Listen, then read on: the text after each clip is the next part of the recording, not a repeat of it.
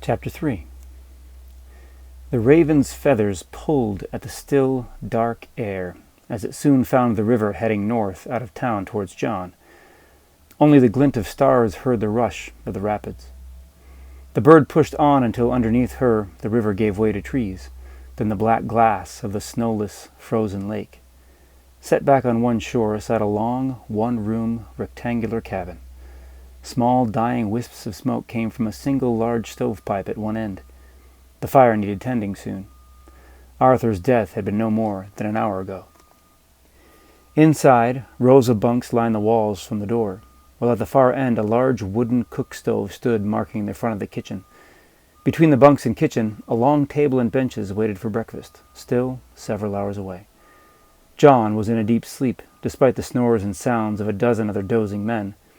He was such a big fellow that his feet stuck out past the end of his bunk. One foot was bare, while the other had a sock bunched up at the toes. The raven flew down the row of bunks and landed on John's bare foot. It picked at John's bunched-up sock until it finally got a good pull and tugged it off entirely. John twitched awake and looked down at his feet. The raven looked back and dropped the sock.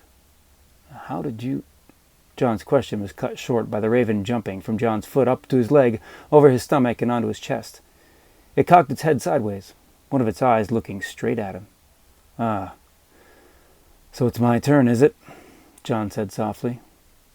The raven opened its wings and flapped twice, then gently pecked at John's chest. John sat up in his bunk. "We'd best get a move on then," he thought.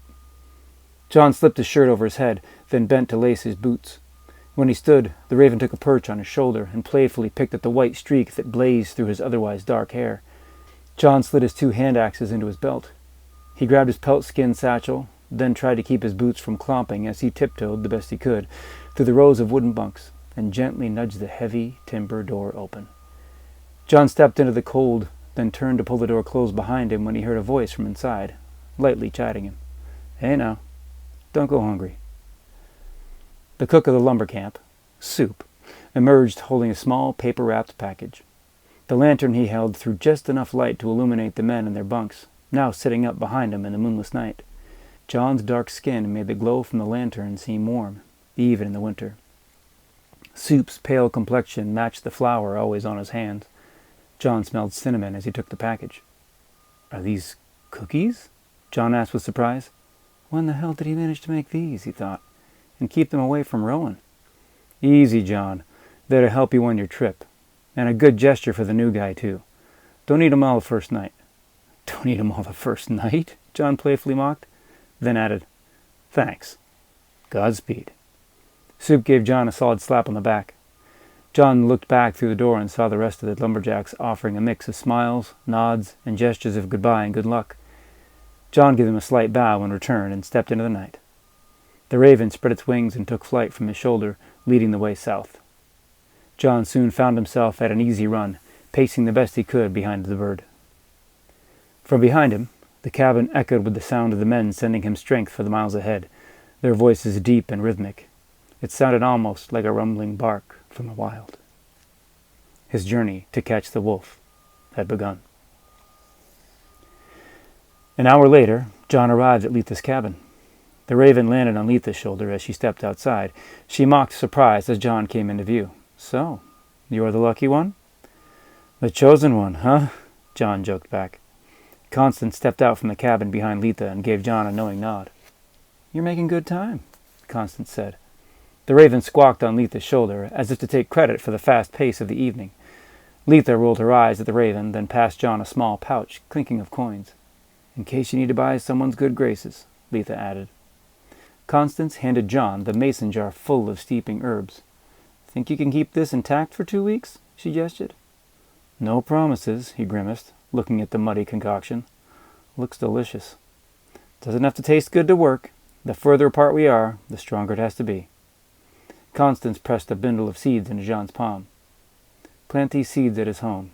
Give it words to keep him connected," Constance said. John carefully tucked the items into his satchel next to Soup's cookies. Letha looked south and took a breath.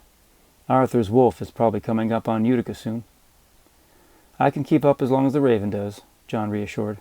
The raven flapped its wings. "Course, "Be careful and all that," Constance offered. "Of course," John teased, though neither Constance nor Letha believed him. Letha addressed the bird on her shoulder directly. "Now, one more thing. Are you going to give it to me, or make me take it?" The bird looked her up and down. Letha made a pinching motion with her fingers toward the raven. It squawked. "Come on now," she coaxed. The raven ruffled and preened at its feathers. It repeated the movement again, only this time its preening produced a single black feather in its beak. It held it for a moment, and cocked its head toward Letha and offered it to her. Letha took the long feather graciously. "There. That wasn't so bad, was it?" The raven squawked again and cocked its head sideways. "Go on now," Letha encouraged. "That pelt's got quite a head start on you." The raven opened its wings, looked south, and took off. John's eyes followed the raven as he adjusted his satchel one last time. He gave both ladies a wink and a bow. "I'll be back before you know it." John turned, and his boots made fresh tracks in the snow.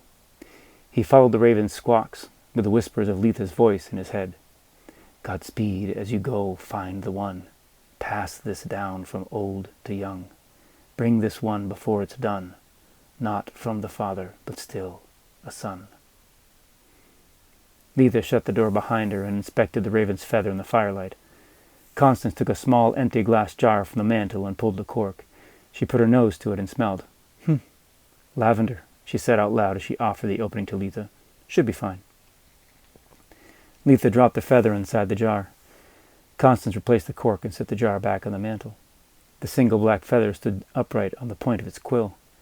Letha looked at Arthur's body, addressing him, even though his spirit had already left. "All we can do now is wait, old friend."